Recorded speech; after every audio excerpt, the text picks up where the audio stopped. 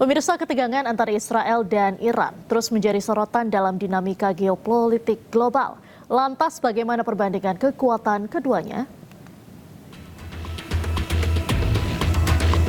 Berdasarkan laporan Global Firepower 2025, Iran menempati posisi ke-16 dalam daftar kekuatan militer dunia. Sementara Israel di posisi ke-15, satu peringkat lebih unggul dibandingkan Iran.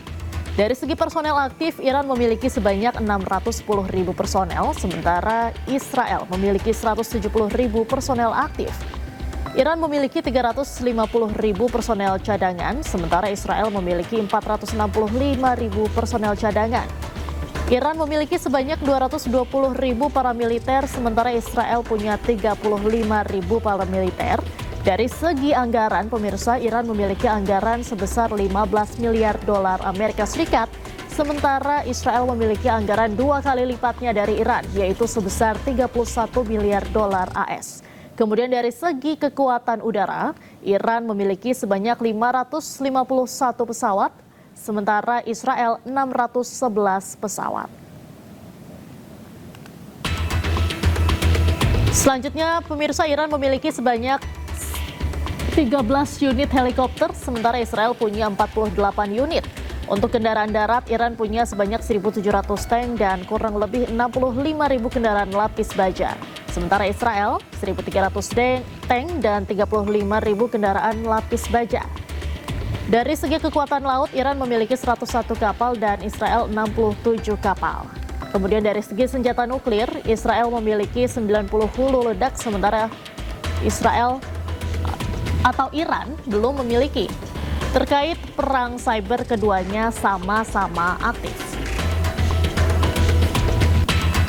Berdasarkan perbandingan dapat disimpulkan, pemirsa, Israel unggul dalam teknologi, kekuatan udara, pertahanan, dan nuklir. Sementara Iran unggul dalam jumlah pasukan dan kendaraan darat. Israel siap untuk perang modern berbasis presisi teknologi, sementara Iran lebih siap untuk perang total, multiprong, dan asimetris. Mengetahui informasi selengkapnya, kita langsung bergabung dengan warga negara di Iran, Laini Lukman, dan ada pengamat hukum internasional, Bapak Hikmahanto. Selamat sore Mbak Laini dan Prof. Hikmahanto. Selamat sore. Selamat sore, Mbak. Baik, kita ke Mbak Laini terlebih dahulu. Baik, saya mau ke Prof. Hikmahanto dulu. Prof, bagaimana Anda menilai eskalasi konflik yang terjadi saat ini? Ya, jadi eskalasi konflik ini kan bermula dari Israel melakukan serangan ke Iran dengan alasan dia melakukan serangan yang sifatnya preemptif. Preemptif ini sebelum dia diserang, dia menyerang dulu. Apa yang menjadi kekhawatiran dari Israel? Dugaan saya adalah senjata nuklir dari Iran yang mungkin akan digunakan ke Israel. Tetapi sebenarnya Israel ini melakukan serangan atas restu, bahkan mungkin atas dorongan Amerika Serikat. Karena kita tahu bahwa Presiden Trump setelah gagalnya perunding antara Amerika Serikat dengan Iran, Presiden Trump ingin melakukan serangan ke Iran. Namun demikian, Presiden Trump mungkin merasa bahwa secara hukum internasional dia tidak memiliki basis yang kuat. Oleh karena itu, dia meminta agar Israel melakukan serangan tersebut terlebih dahulu. Nanti kemudian sekarang sudah ada balasan dari Iran, dan atas dasar balasan Iran ini, Amerika Serikat punya perjanjian keamanan dengan pihak Israel, di mana serangan terhadap Israel berarti serangan terhadap Amerika Serikat. Dan oleh karenanya sekarang kita sudah menyaksikan bahwa Amerika Serikat sudah siap melakukan serangan, dan ini sudah dideklarasikan oleh Presiden Trump yang baru saja kita lihat barusan. Nah, jadi sekarang ini Iran diserang oleh Israel dan Amerika Serikat. Nah, sebagaimana disampaikan oleh Presiden Trump, tujuan dari serangan ini adalah rezim dari Iran yang dianggap sebagai rezim yang radikal dan kemudian tidak bersahabat dengan Amerika Serikat, dan beliau memulainya dari peristiwa penyanderaan dari warga negara Amerika Serikat, personel kedubes Amerika Serikat di Iran tahun 79. dan kemudian berbagai peristiwa yang dialami menurut Presiden Trump oleh Amerika Serikat maupun oleh dunia. Nah, setelah itu Presiden Trump juga mengatakan bahwa tujuan dari serangan ini adalah untuk menghilangkan kemampuan senjata nuklir Iran. Tetapi beliau juga mengatakan bahwa rezim yang ada sekarang ini harus sudah digantikan. Jadi selain memusnahkan kemampuan senjata nuklir dari Iran, Presiden Trump juga menginginkan agar di Iran terjadi pergantian kepemimpinan. Baik. Ini juga disampaikan oleh Presiden Trump kepada rakyat Iran untuk sekaranglah waktunya bagi rakyat Iran untuk mengambil tindakan agar mereka terbebas dari rezim yang sekarang ada. Baik. Nah, tentu ini tidak bisa diterima oleh Iran karena ini bertentangan dengan pasal 2 ayat 4 Piagam PBB yang mengatakan bahwa negara tidak boleh menggunakan kekerasan dalam hubungan internasionalnya, terlebih mencederai kedaulatan dari suatu negara. Seperti itu. Baik, Prof, Anda melihatnya ini kan Iran sudah melakukan serangan balasan. Ada juga serangan di Kuwait, kemudian juga terdengar di Bahrain, di Doha, Abu Dhabi, dan juga Riyadh. Apakah ini juga kemungkinan bisa memicu perang yang lebih luas, Prof? Betul sekali. Yang saya khawatirkan bahwa ini bisa memicu perang yang lebih luas. Meskipun mungkin target yang dilakukan Iran di berbagai kawasan di Timur Tengah adalah pada pangkalan-pangkalan militer Amerika Serikat. Karena bagi Iran penting adalah bagaimana melumpuhkan pangkalan-pangkalan Amerika Serikat, bahkan juga kapal-kapal induk yang sudah merapat di dekat Iran untuk bisa dilumpuhkan. Nah, ini yang sesuai dengan apa yang disampaikan oleh Ayatollah Khamenei bahwa mereka memiliki kemampuan untuk membuat kapal-kapal induk Amerika Serikat tenggelam. Di samping itu juga Iran sudah melakukan serangan ke Israel ya.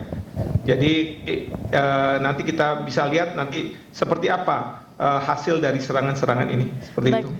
Kalau dari sekutu Iran yang paling dekat bisa dibilang dari Hizbullah kah atau juga mungkin dari Rusia maupun Cina, ini apakah kemungkinan akan terlibat, Prof? Kalau proksi, Hezbollah sudah mengatakan bahwa mereka tidak akan terlibat apabila Iran diserang. Tetapi kalau saya lihat pergerakan dari Rusia, di mana mereka sudah mengirim pesawat-pesawat militer berbadan besar, mungkin membawa logistik, sudah beberapa kali ada penerbangan dari Rusia ke Iran. Nah, kemungkinan besar Rusia akan berada di belakang Iran, tapi saya tidak tahu secara persisnya seperti apa. Tetapi kelihatannya seperti Rusia akan ada di belakang Iran, dan kemudian juga saya tidak tahu dengan Cina ya nantinya seperti apa. Nah, nanti kita harus lihat. Yang pasti adalah negara-negara sekutu Amerika Serikat. Saya tidak yakin bahwa mereka akan ada di belakang Amerika Serikat. Tidak seperti pada umumnya ya, kalau misalnya Amerika Serikat melakukan serangan, maka akan dibantu oleh sekutu.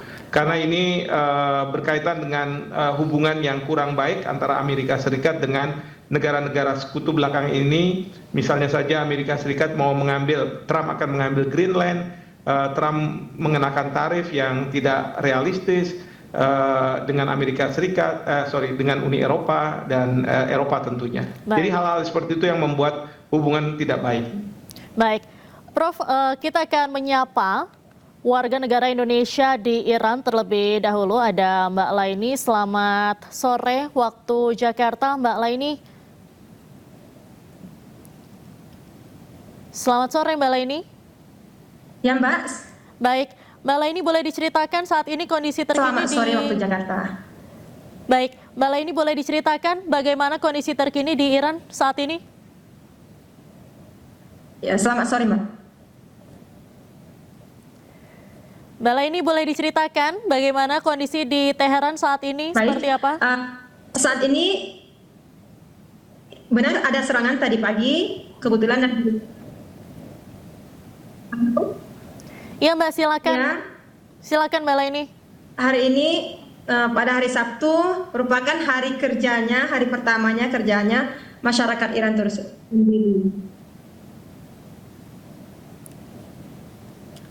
Baik. Baik, pemirsa nampaknya Halo? Baik, Mbak Laini silakan. Bagaimana? Dan hingga saat ini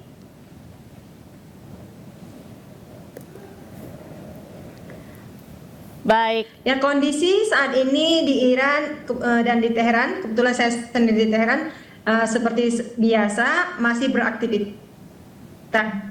Dan kebetulan hari ini merupakan hari Sabtu, hari pertamanya kerja bagi masyarakat Iran itu sendiri. Anda mendengar atau merasakan langsung saat serangan terjadi, Mbak?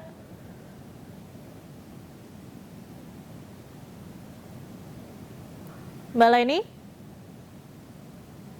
Tadi kebetulan hari Sabtu dan tiba-tiba ada ledakan dan kita semuanya mendengar dan kawan-kawan menghimbau bahwasanya untuk tidak keluar rumah gitu. Mungkin kebetulan kita hari ini ada aktivitas di luar karena ada himbauan dari KBRI sendiri dan jadi kita memutuskan untuk menetap di rumah pada hari ini. Baik, dari Kedubes sendiri apakah sudah ada informasi terkait dengan Kita sendiri evakuasi? merasakan getaran juga. Baik. Dari KBRI apakah sudah ada imbauan, Mbak Leni, untuk evakuasi? Ya, Kedubes tadi pagi langsung menginformasikan bahwasannya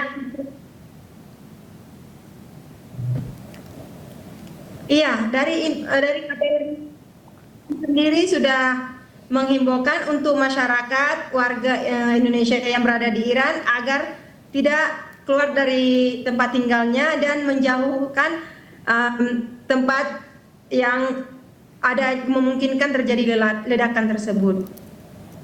Baik, baik. Terima kasih, Mbak Leni. Dan juga mengimbau agar meninggalkan tempat-tempat yang ada keramaian. Baik, terima kasih Mbak Leni melaporkan langsung dari Teheran, Iran. Saya akan kembali ke Prof. Hikmahanto. Prof, apakah evakuasi terhadap warga negara Indonesia di Iran saat ini perlu? Menurut saya sudah sangat perlu ya, karena memang serangan dari Israel yang saya dengar ke Teheran dan Isfahan itu ditujukan, kalau ke Isfahan itu ke instalasi nuklir, sementara kalau ke Teheran itu katanya serangannya itu ditujukan ke Kementerian Pertahanan, Kementerian Intelijen. Jadi intinya adalah ke wilayah-wilayah yang ada kaitan dengan militer. Nah, namun demikian, walaupun ini mungkin belum sampai ke rumah-rumah dan pertokoan dan lain sebagainya, yang mungkin kalau Israel melakukan, buktinya adalah ketika Israel menyerang Gaza, dia tidak melihat lagi siapapun bisa diserang. Nah, oleh karena itu saya setuju apabila KBRI sudah menghimbau kepada warga negara kita untuk sekarang ini mungkin masih tinggal di rumah masing-masing, tapi dalam waktu beberapa saat ke depan ini mungkin akan di-pool di kedutaan besar di Teheran, lalu nanti dari sini akan biasanya dibawa ke negara ketiga yang lebih aman. Jadi proses evakuasinya mungkin tidak langsung ke Indonesia, tapi ke negara ketiga yang lebih aman, lalu baru kemudian mungkin kembali ke Indonesia. Tetapi yang pasti bahwa kedutaan besar punya standar protokol dalam situasi seperti ini, bagaimana harus menyelamatkan warga negara Indonesia. Demikian. Baik, terima kasih Profesor Hikmahanto Juwana sudah bergabung dengan Ayu Sore, dan juga sebelumnya ada Mbak Laini, warga negara Indonesia yang berada di Teheran, Iran. Salam sehat selalu, Prof. Terima kasih, salam sehat selalu.